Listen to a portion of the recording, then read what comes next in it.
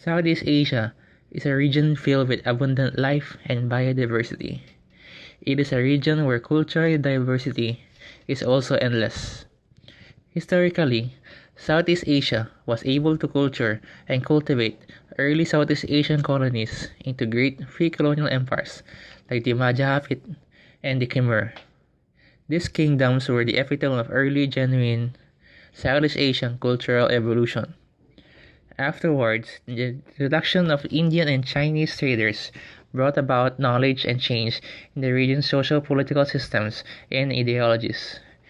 These external players also paved the way for great religions like Buddhism and Hinduism to penetrate the region.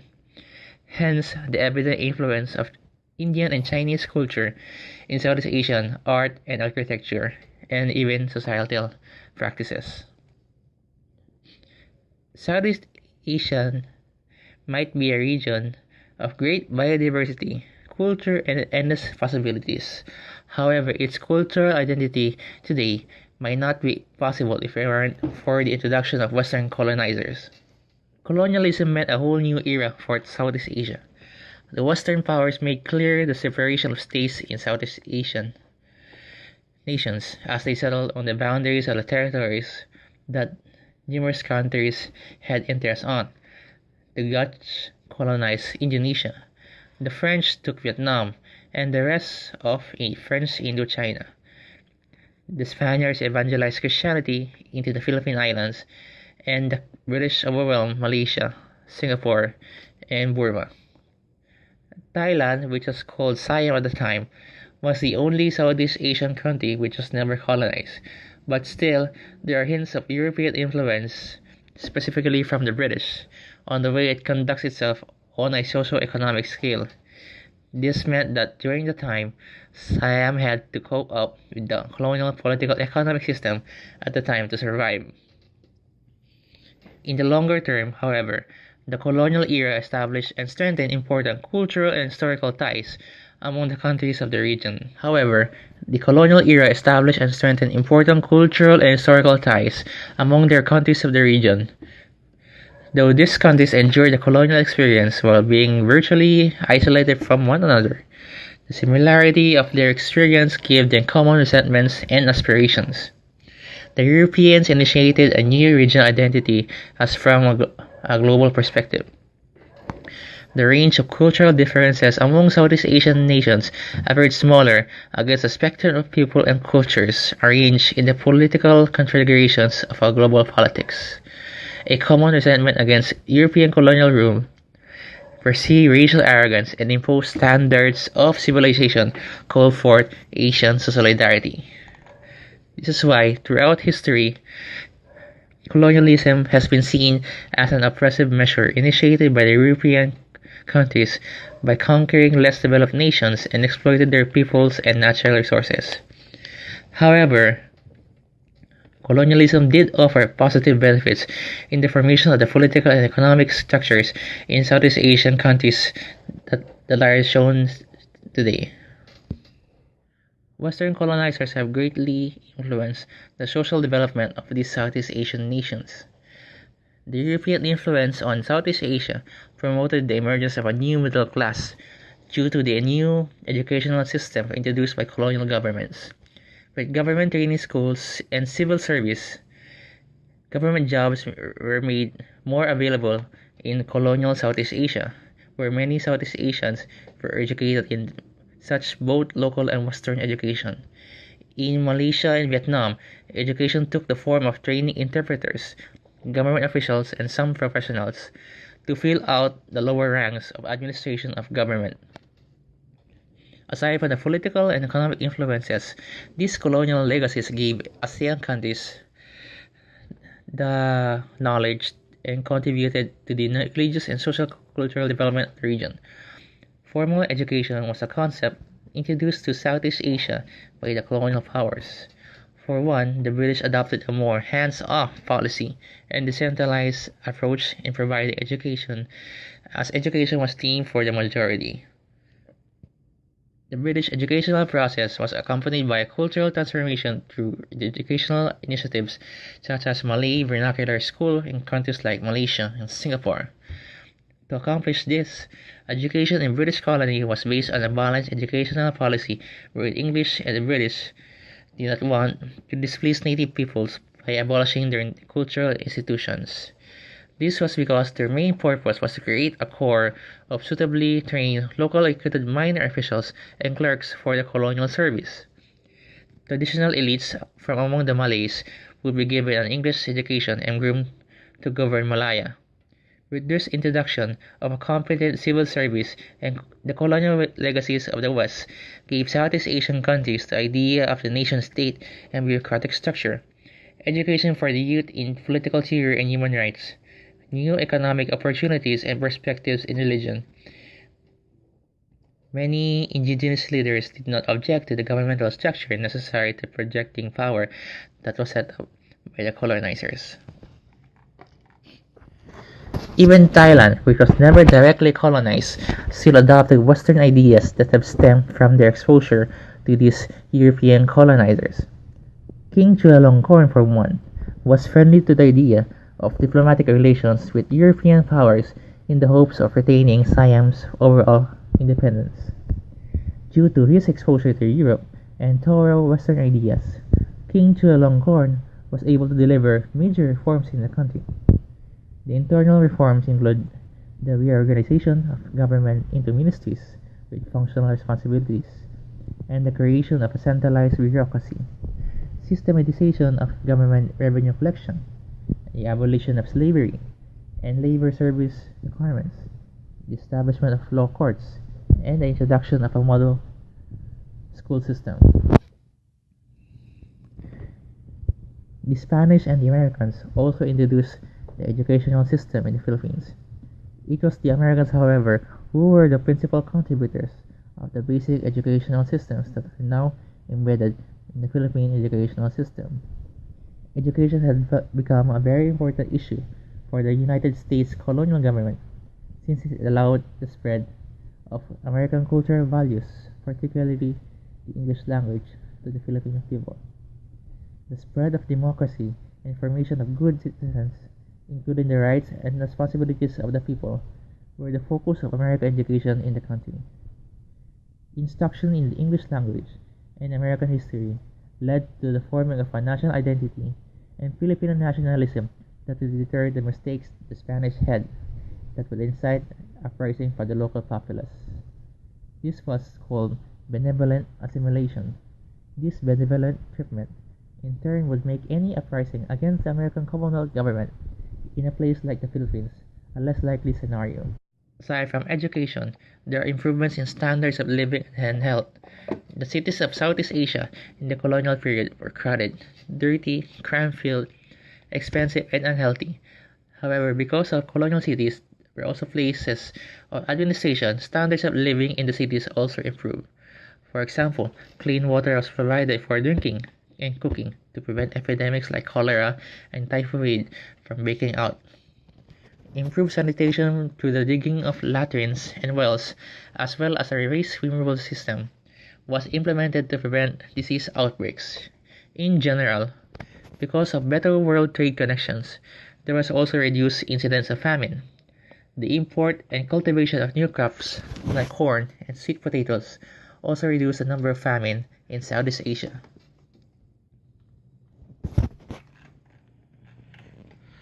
Aside from education and other social developments that happened during the time, art and architecture were also affected by the entrance of these Western colonizers.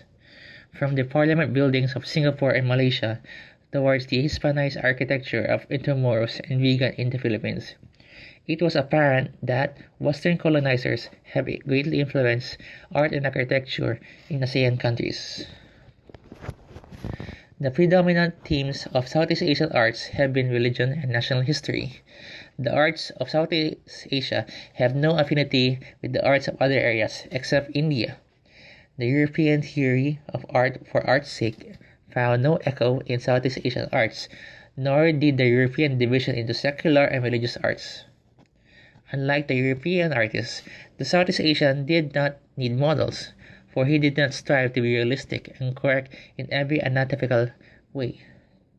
This intrusion of fantasy and this insistence on the joyousness of human life have made Southeast Asian arts unique. However, of all the countries in Southeast Asia, the Philippines is the most influenced by Western colonial art. Most of the famous paintings in the Philippines were of Spanish influence, paintings that are akin more to the Latin America than that of neighboring Southeast Asian countries. An example would be Spain-educated Filipinos like Juan Luna and Fernando Amorsolo are perfect examples of Filipino Hispanic art painters. Even Juan Luna's Polarium, his most famous work, was submitted to Exposición Nacional de Bellas Artes in 1884 in Madrid, where it won top gold medals for that competition. Such affinities are reflected by the historical configurations by the Spanish colonizers. This reveals that the translations configurations reveal the Spanish intent and desire to identify, relocate, and reorder pagan ideas, words, and bodies back to their presumed positions under the hierarchy of God's word and kingdom as per Christian beliefs. Another unique Southeast Asian language that is heavily influenced by the Spanish language is Chavacano.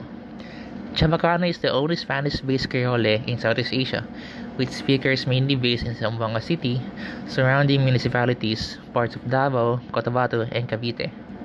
More than 70% of its vocabulary is composed of Spanish, with a mix of Hiligaynon, Tagalog, Cebuano, and Tausug wordings.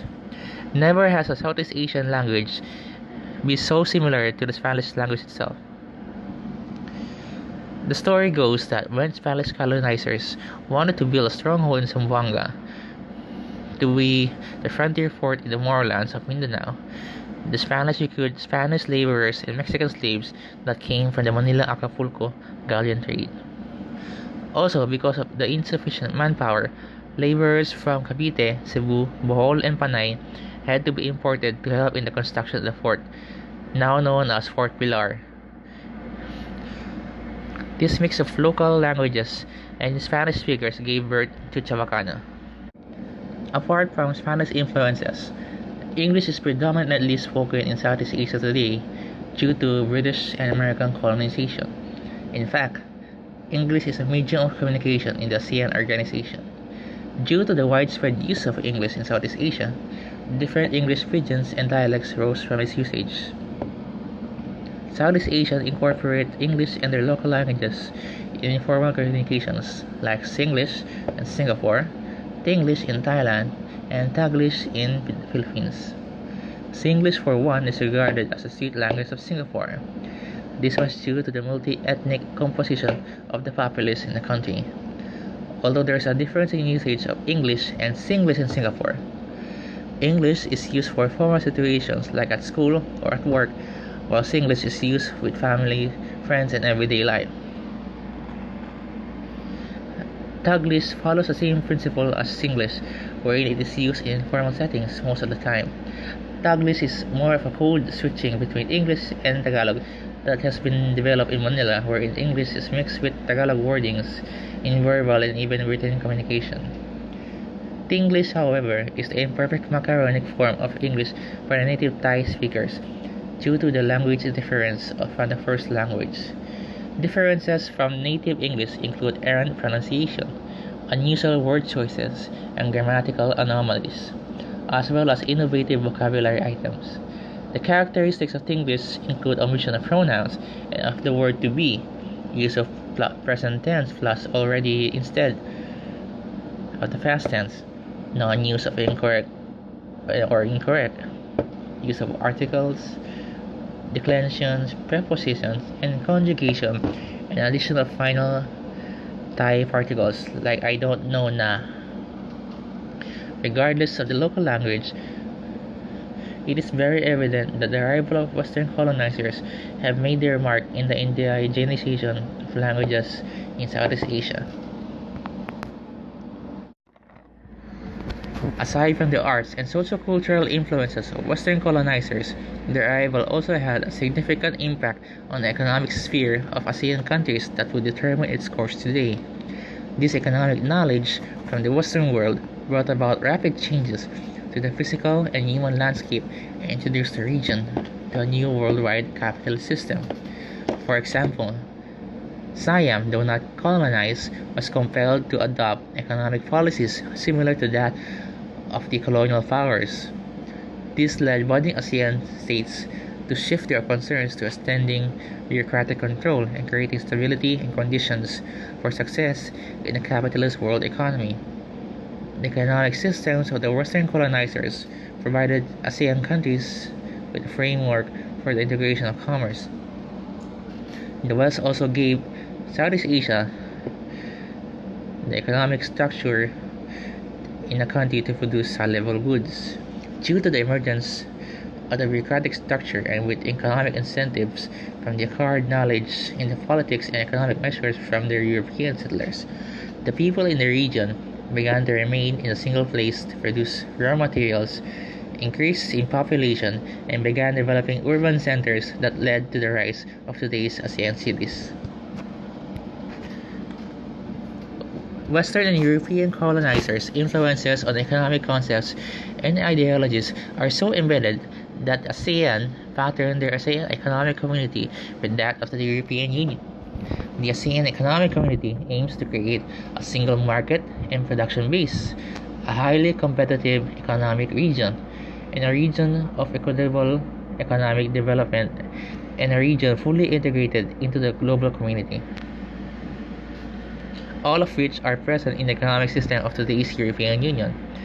The ASEAN's model just lacks a supranational institution to govern its economic processes and a common currency like the euro. Nonetheless, shades of Western colonization are clearly evident in the planning and implementation of integration of ASEAN countries towards an ASEAN economic community. Western colonizers like Spanish and Americans have used religion and education to alter radically the livelihood and outlook of the majority of the local populace.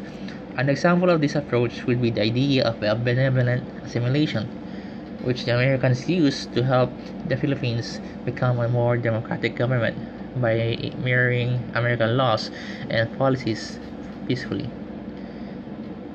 This benevolent treatment in turn would make a local revolution against the Commonwealth government a less likely scenario. Thus, due to the influence and exposure to American benevolence, to education and the local populace, involvement in political affairs, the democratic form of government, the Philippine presidential form of government, the legislative laws, and the judiciary system was patterned after their colonizers. European colonialism in Southeast Asia brought new methods of government that would influence political systems of ASEAN. The new method was more rational, cold, organized, and hierarchical in nature. It was more elaborate and depersonalized, with interchangeable officials who had the duty of collecting taxes, enforcing laws, and carrying out government policies were unheard of in pre-colonial Southeast Asia. This was because early Southeast Asian polities relied more on patron-client relationships and personalized nature to govern and manage kingdoms. Thus, colonialism created conditions for political stability and security in the region. By the 19th century, clear geographical borders were created and mapped out by colonial powers. It divided Southeast Asia into distinct political and administrative units.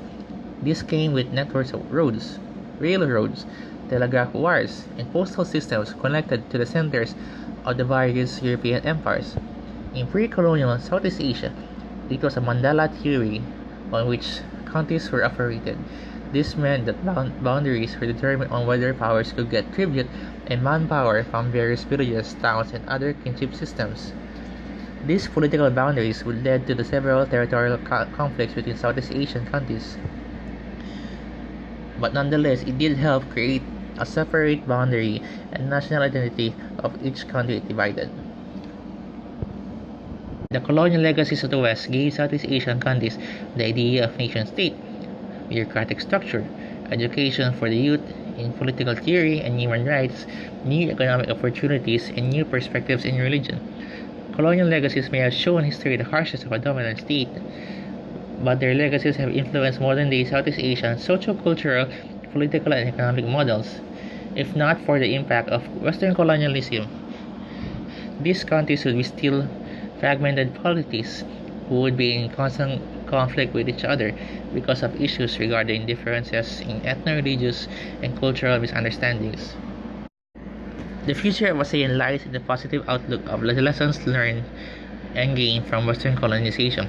It is in the best interest of the region's future and aspirations to be a caring and sharing region that we take these lessons and convert them into the positive reinforcement in ASEAN's quest for the transition towards an ASEAN economic community or an ASEAN community as a whole.